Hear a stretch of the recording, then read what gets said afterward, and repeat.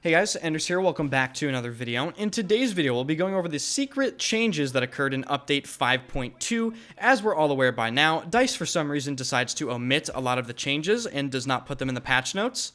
Even if they are very important things, like DICE, for instance, changed a bunch of the damage models for the Vault SMGs and LMGs in this update, and they didn't give us specifics as to what they actually did, so the community was left to figure it out for ourselves. But don't worry, a lot of people did figure it out, and that's what I will be bringing you in this video today, the secret changes.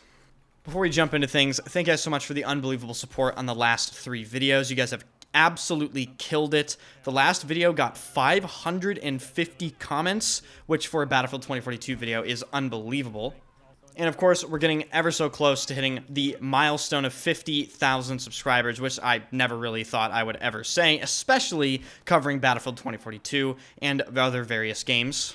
So thank you so much for all your support. If you enjoyed the video and the channel, hit the like button and subscribe to the channel. I upload regularly and I stream on Twitch every single day. First link in the description. Let's start going over the gun changes. So instead of boring you guys to death and listing every single individual change for these weapons, I have been provided a list of concise changes by the person that actually found these changes, who works for Simthic. He essentially compiles a bunch of the weapon's damage models into a nice spreadsheet, which I will link in the description. Thank you, Simthic, for bothering to gather this data, as no one else will.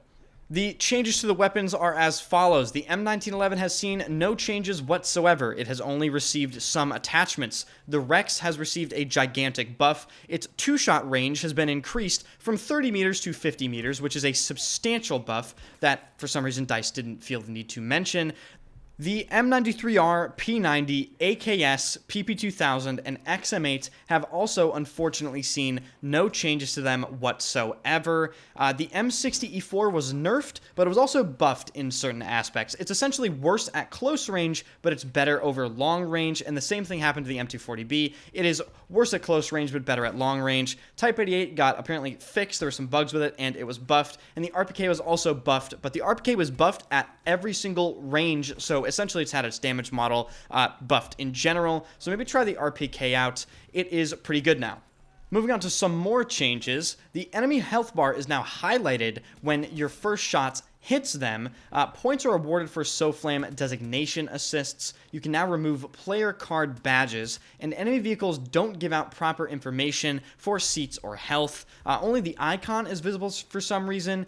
You have to be really close to them to actually see it, from the perspective of a heli gunner, for instance. Apparently the people on this Reddit post don't know if it's bugged or just a quality of life change. The M39 EMR finally has fixed its bolt not moving when it is firing or performing an empty reload. And for those of you that use DLSS, the DLSS version for Battlefield 2042 has been updated to DLSS 3.1, so perhaps if you want to check performance with DLSS now, could be a good time. For whatever reason, DICE has made the BSVM now unlockable at a certain level instead of having to complete challenges to unlock the BSVM. I do prefer this, but why now, you know? Like, it's just very strange. For you recon and support players, some pretty important changes here. The tugs and the Boris turret seem to take a lot more explosive damage before being destroyed, so it seems as though they will survive a little while longer in areas of extreme contention. And in what can only be assumed to be a bug, it doesn't seem that pinging gives you the distance of the target, and nor does looking at a spotted enemy anymore. People are in contention as to whether or not this is a bug or a change, but either way, it's kind of interesting and I would like an explanation.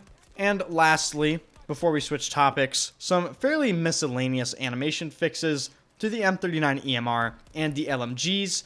Namely for the LMGs, you now grab the top cover for some of the LMGs, like you would in real life, to shoot in some positions, so that is immersive. So those are all of the secret changes that the community has come together to compile a list for. Now that we know all of the actual changes that were listed and the secret changes, I figured I'd give my encompassing opinion of Update 5.2.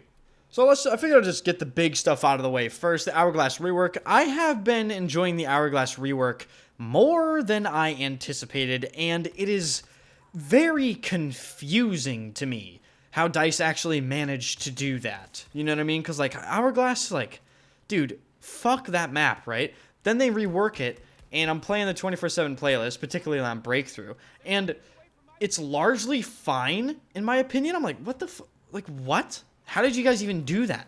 So that was definitely a surprise. As for all the weapon changes, I do wish they rebalanced the AKS in particular. As you know, I mentioned it received no changes. It needed changes, in my opinion. The weapon's just terrible.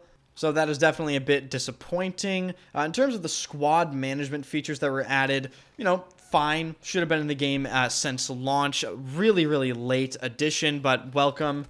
Some of the bug fixes, such as the tank bug, that was fixed in Update 5.2, the one where if you were to switch between third person and first person, then ADS, your screen would become black. I have not had that since they claimed to fix it. So I think they actually did fix it, and that bug has been in the game since, I believe, Battlefield 1. I almost remember it happening in early Battlefield 4 as well. So that has been a persistent bug for an extremely long time, and I think they might have finally fixed it, fingers crossed.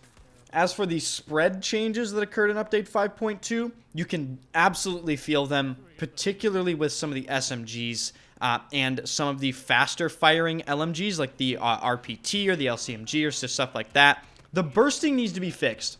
I have to say, when I burst in Battlefield 2042, sometimes it feels like it should, and I can feel the spread reset and my shots hit like I expect them to, and other times I burst and seemingly nothing happens whatsoever, and I end up dying because I'm in a fight that I expected to be over, but it's not over, and I have to stand there for longer than I wanted to, and, you know, keep trying to burst, and it just ruins my whole flow. So they need to make bursting feel like it should. And unfortunately, I don't think that's ever actually going to happen, because in order to make bursting feel like it should, they have to rework the underlying spread mechanics of Battlefield 2042. And let's be honest, ladies and gentlemen, they're not going to do that. So overall, I think Update 5.2 is a pretty positive addition to Battlefield 2042. As always, there are some questionable things in this update, but, you know, it's DICE. If you stuck around till this point, I really appreciate you very much. Make sure to hit the like button. It helps the channel out immensely. Subscribe to the channel if you enjoyed the video. Over 70% of people that watch my videos are not subscribed, so you might think you're subscribed, but you're not. Just check down below. Just takes one click. Follow my Twitch channel, join my Discord, follow me on Twitter. All links are in the description, and I'm going to see you guys later.